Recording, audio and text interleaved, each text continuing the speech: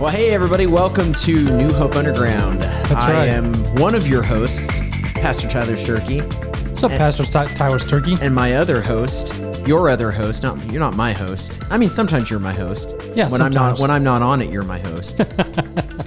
Pastor Darren Hanson. That's right. Hey, thanks. What up, dog? What up, man?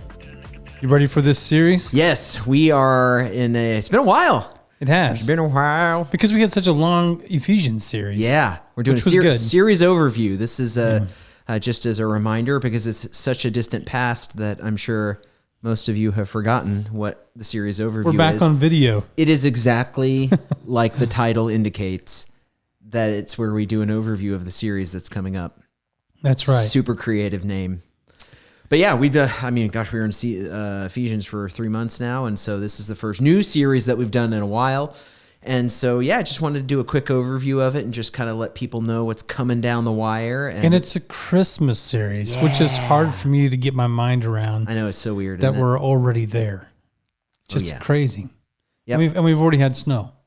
I know. What's up with that? It's not even Thanksgiving. That has been weird that we've already had snow and that the cold has persisted, because Lindsay, man, and believe me, I get some pretty divisive comments about when to decorate for Christmas, because there are some like diehard people like, you have to give Thanksgiving its day, and so you cannot decorate until the day after Thanksgiving. And then there's others, it's like, wait, Halloween's over and here comes Christmas. Yeah, Thanksgiving's exactly. stupid.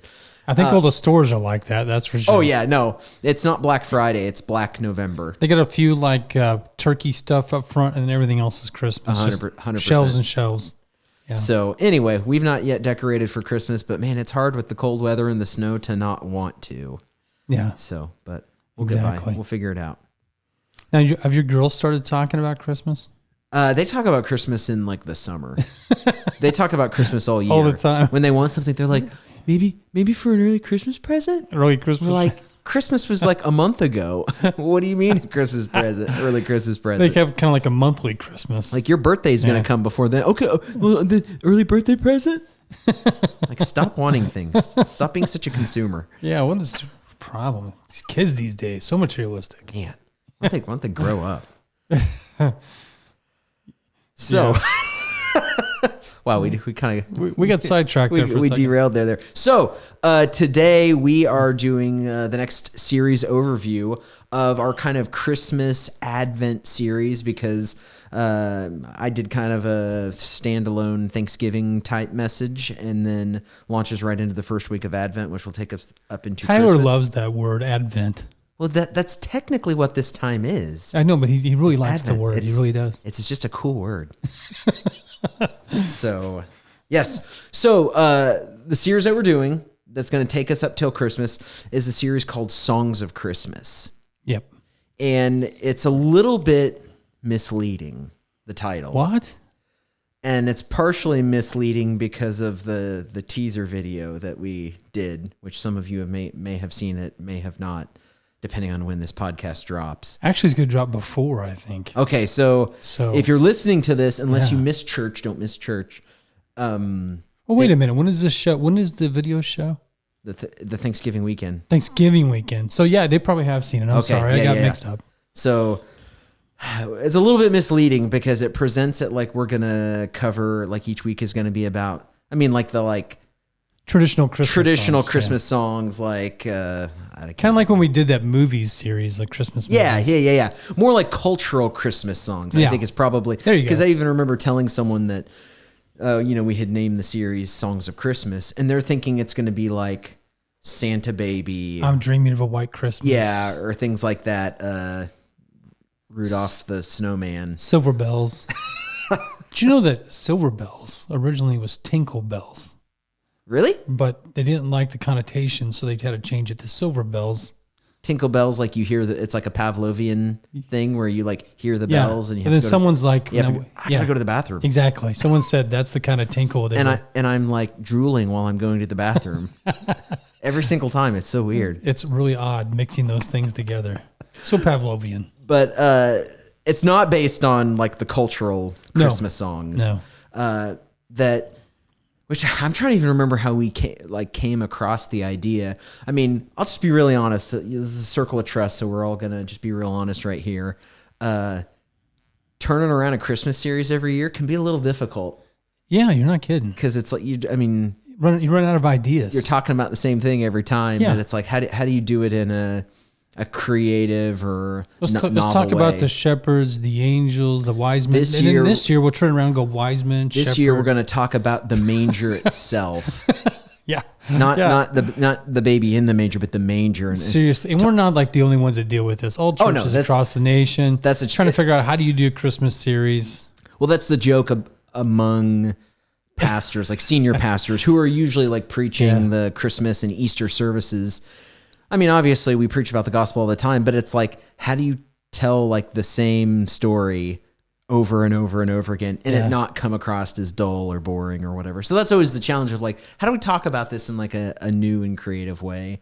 And so I'm excited about this one just simply because it's coming straight out of scripture here. I mean, from which I'm going to let you describe what you mean by song, but I just mean like, I'm not having to mesh the movie Elf with exactly. It's not like with the Christian message there. Are you having a blue Christmas this year? Let's preach about that. That's not what this is about. So what do you mean by song then, Tyler? No, there are in the scriptures, like specifically around the Christmas story, like Jesus leading up to Jesus's birth, like right when it happens, and then in some of the events, like right after, whenever he's dedicated at the temple and things like that. Yes. What are called like the hymn, like the birth hymns, and technically in the scriptures they're not songs, because when they're first said because I think some of the characters are like Mary, Zechariah, the angel, which the angels themselves actually did sing it, right? But then like Simeon, whenever Jesus is dedicated at the temple, they're not. It's not like, it's not like a musical. It's not like High School Musical where like Mary suddenly breaks out into song whenever, it's like Elizabeth episode of Glee. Yeah. I was going to say, it's not like a musical like that. But what has happened is they break out into these almost inspired speeches, like inspired by the Holy Spirit, that have almost a poetic, prophetic nature to them. But that's how Hebrew songs and hymns were actually written. Yeah. Because like they're very similar in structure and form to the Psalms, which though, we read them in the Bible and study them and just speak them out loud, they actually are, like at least in Hebrew synagogue, are sung as songs. And so throughout church history over, the last 2,000 years, these hymns, these kind of Christmas adjacent hymns have become songs. Like they're actually sang, like one particular one I'm doing, which it's cool because all of them have like Latin names, like the one where Mary is the one, it's the Magnificat, because the beginning and it's based off the first line of the kind of the hymn where she says, "My soul magnifies the Lord." So it became known, like in Latin, it was Magnificat. And so now that's still, that was chanted by monks in monasteries. It's sung by choirs now, that it is a long enduring song. And all of these are, because I think Zechariah's is called the Benedictus. The Angels is the Gloria in Excelsis Deo. Simeon is the Nunc Dimittis. I'd never heard that one before. Yeah, like they all have... like she turned me into a nuked. But anyway, but then one thing... Sorry, Monty Python reference. Yeah, one thing that we are kind of adding on to the beginning is realizing that, Christmas didn't just happen in a vacuum. It wasn't just like suddenly God was trying something one way and then just decided, you know what, I'll just become a human and send my son down. That this was a long promised, really from Genesis, long promised prophesied thing that he would send, that he would come and meet us, that he himself would come and meet us and that's why we're starting off with an Old Testament quote. And so it's cool because we found a text from the Old Testament that points to the coming of the Messiah, and it still kind of has that similar poetic nature, so it kind of fits in vein with it. But yeah, so each week we're going to be looking at different stories in the Christmas story and looking at these kind of Christmas hymns, and showing how, what they meant then, but then even how they apply to our lives. Just through the idea of Christmas today, which they do very much. Well, it's interesting too because they all tend to tie into the anticipation of the coming of the Messiah. Yes. And have some different things that are emphasized, you know, in each one. It will be kicking off with Isaiah 40. Yeah. You know, looking at when John the Baptist was actually fulfillment of Isaiah 40, which is really interesting. There's a lot of history there. Yeah. And we'll get into Mary. Yes. And Simeon or Zechariah actually. Yeah, next. Zechariah and then Simeon. And then I'll be finishing out on, which I'm, again, so excited. Yeah. And this has just become a rhythm, which I had someone actually, the girl who cuts my hair, she's never been able to come because of for Christmas Eve. Because the last 3 or 4 years we've done like a Christmas Eve candlelight service. Right. And for reasons I can't remember, she was talking about them. She has never been able to attend one, but like so desperately wants to be there and has been unable to. And she's going, and she's like, "Are you so?" Yeah, the way she asked it was, "Are you guys still doing the Christmas Eve thing?" And I'm like, "You mean the candlelight service?" She's like, "Yeah," and I'm like, "Yeah, we are." And she's like, "I get to come this year." All right. Like she was like so excited about it. And so, yeah, there's kind of a crescendo where I'm talking about the angel song of, you know, glory to God in the highest and on earth. And there's that angel song almost ties into like everything else. Yeah, it does. Talking about every passage. Yeah. So that's really good. Kind of like everything was pointing to and building to that moment. And so anyway, so it'll be cool to, what are you kind of hoping like, where people land a little bit with all this? With the whole series, you know, what are you kind of hoping kind of comes out? People, you know, do you kind of understand maybe something a little bit different for the Christmas story that you never really understood so far? Yeah. I'm putting you on the spot, but I'm no, that's good. Yeah, I think it's easy because I feel it, especially having small kids. It's easy to just get caught up in like the urgency of, I mean, almost not to like quote Charlie Brown, but like the commercialism of it, where like, yeah, there's an urgency, but it's to get the food ready or get the presents that you wanted. How about early Christmas present? Yeah, things like that.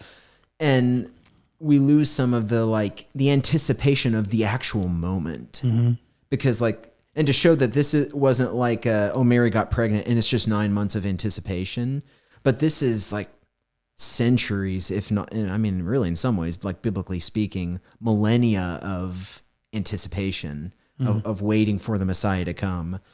And so I feel like these songs capture like the exaltation of that, of recognizing everything is about to get turned upside down on its head because of the coming of this child, and how bad things have been and how long we've waited for things to change. And hoping people will catch some of the joy. I mean, we talk about joy, like joy to the world. We sing it, but I don't know if we really feel that. Like I'm wanting people to feel the hope and joy of this time of year, which really culminates in the angels. Yeah, you know, I kept thinking of that, and I was trying to look it up real fast, but I can't quite find it. There's a passage in Galatians that Paul writes about how he talks about how at just the right time.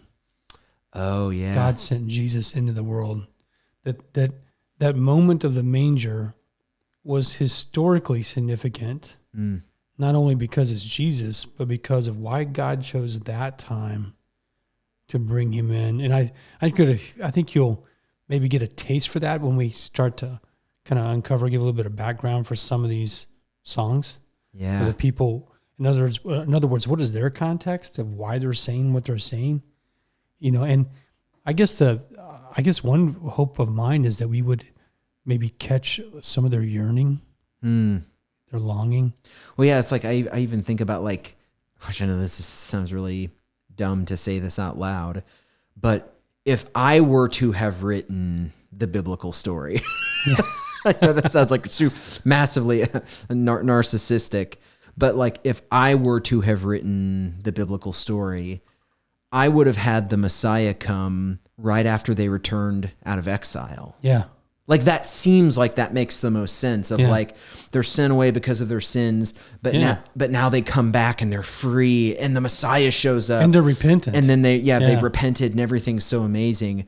But it's like several hundred years go by after coming out of exile and nothing's changed. They're still enslaved by, various empires, which actually furthers the yearning even more because they realize like, oh, the answer isn't really the land.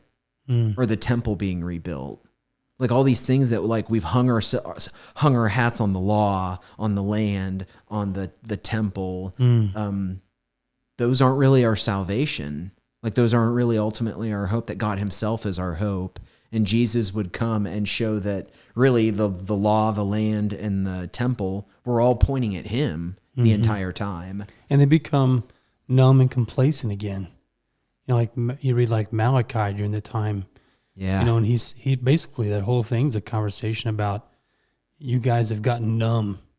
He's talking about the offerings. It's like you're bringing like the worst parts of the animal sacrifices, where it's like you're fulfilling your obligation, quote unquote, but your heart's not really engaged in it. You're just going through the motions. I'm not even sure this works anymore. Like it only took like 100 to 200 years for that to happen, for them to get back to the exact same place before the exile. Yeah, and then more oppression is going to come.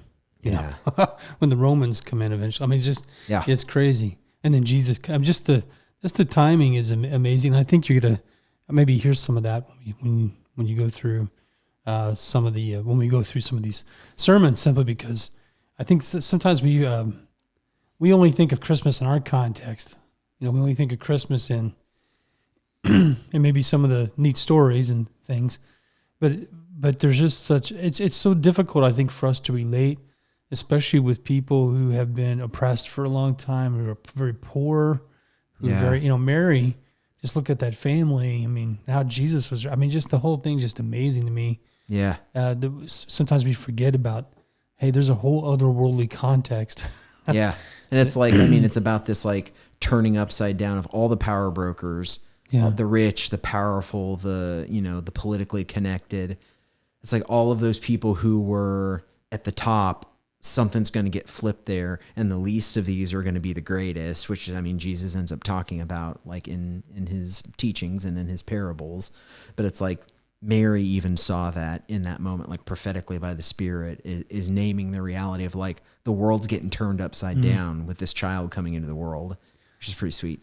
I just think too that just the personal hunger they had because of their condition. I mean, I know this is kind of a weird and maybe not complete analogy, but nothing ever is. But I remember when I was in Mexico and actually started work on Christmas Day for a family. Went down with a group to build a house for a family that desperately needed it. Yeah. And we were in this like government area, land. And what they did was they just kind of put a fence up, like a less than a chain link fence. And basically just divided up the land and just said, here, every family can have a piece of the land. Oh, wow, yeah. But there was nothing on it. You know, so they had to make a house out of whatever they could find. Yeah. So the family we were helping was in one of these sections next door to all these other people. But all they could find, along with everybody else, was pieces like of cardboard and pallets and glass. Whatever they could find, they would build a little house. And the family we worked with had 3 little girls. And it would get cold at night. You know, they had a fire, and they would have some shared water spigots that were put out there. But in order to keep the kids warm at night, they actually would take water and put it on the fire, and then warm up the water, and then take the warmer water, hot water, and put it on their face and hands of the baby. Oh, wow. Keep it warm. I know, it was just crazy. And so while we're engaging, you know, watching all this, this is Christmas Day. We wake up to start work. Yeah. And somebody in the pickup truck, an old beat up pickup truck, came by with one guy in the back of the pickup truck, and kids just came out of nowhere. And we were like, what is going on? And all these kids from this real poverty-stricken area, just to be flat out honest, were just chasing this pickup truck. And this guy would stop and hand out candy. That was their Christmas. Oh, wow. That was it. And boy, they were so excited. Yeah, sure. And I just thought to myself, that wouldn't happen where I live. Yeah. Guys in a pickup truck. I mean, that wasn't, We've been trained to flee from people like that. Exactly. And I guess what I'm trying to say is like, they yearned for that guy in the pickup truck to come. Like even that was a simple joy. Yeah, just there was a expectation.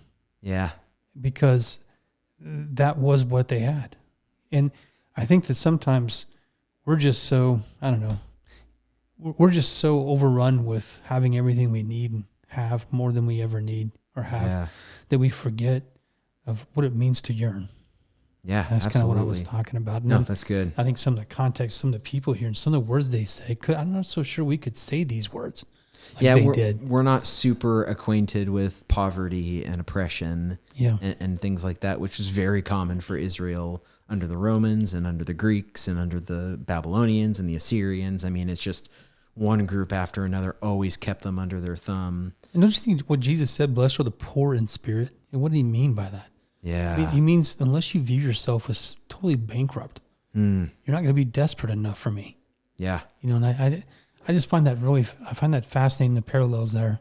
So, and I think Christmas challenges that, and that's especially difficult in our society where, I mean, it's built into the very fiber of our nation to be self-sufficient, to be a self-made person and pull yourself up by your bootstraps. And I mean, responsibility and all that stuff and making of what you can with what you have. I mean, that's all good, but it can train what can be an anti-gospel idea of, I don't need anybody, including God, that I can make my own way in the world, and it can numb you to that poverty of spirit of realizing I'm broken inside and I desperately need something bigger and better than myself.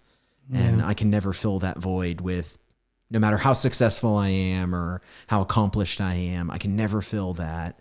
And so Christmas speaks to that and speaks to the hope that that's actually possible entirely outside of your own capacity and ability, which to me is at least, I mean, I know that that sometimes makes the gospel offensive to people because of that, because we don't want to admit we're not enough. Yeah. But to me, that's the goodest of good news. Yeah. I feel like the more you become aware of your need, it makes that gooder news. Like the more you realize it, the gooder it gets. Exactly.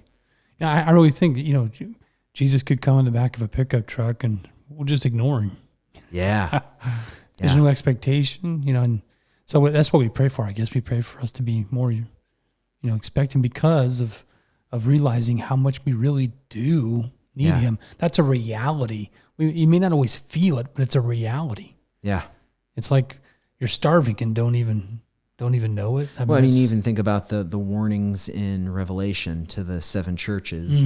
Like one of them in particular is, you say, I am full and satisfied and warm and I need nothing.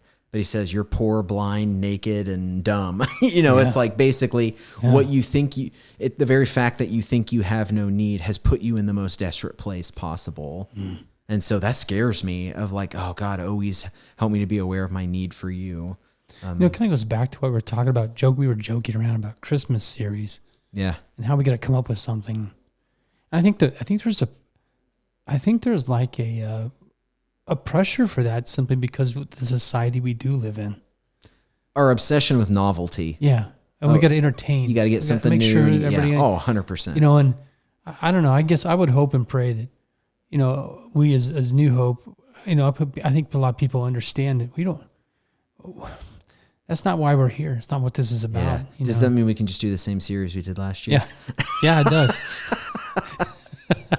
It really does. If it's true, it's true. Yeah. Yeah. The truthiness does not wear out. Yeah, let's just come up with whatever series we do this year, just be the same series every single year. No, I understand that. I just meant there's seemingly, in other words, if we were in a country that was poverty stricken, we wouldn't care about what series we're doing. You know what I mean? Like, nobody else would care either. Yeah, no one else would care either. Which people probably don't care as much as we even think they do. Yeah. If you had a Christmas and your family's coming together and you're all starving, you wouldn't care if you got a game under the Christmas tree. Yeah. I mean, you'd rather have a ham. Yeah, just have a feast to be able to eat. Yeah.